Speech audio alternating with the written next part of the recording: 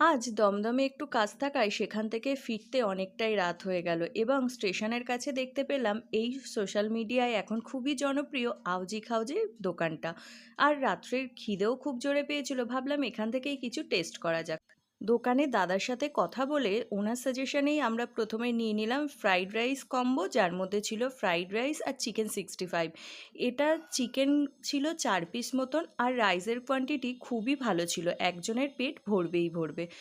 Chicken 65-এর সাথে fried রাইসের টেস্টটা খুবই ভালো যাচ্ছিল। আর আমাদের এই কম্বোটার দাম পড়েছিল 80 টাকা। তারপর আমরা নিয়ে নিলাম চিকেন বিরিয়ানি।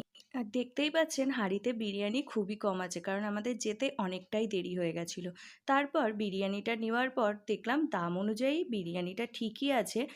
একটা মাঝারি সাইজের আলু ছিল, 2 পিস চিকেন ছিল, ওভারঅল 49-এ ঠিকঠাকই আছে। আর আমরা টেস্ট করে দেখলাম। আর ভিডিওটা আমার ভালো লাগলে সাবস্ক্রাইব করবেন।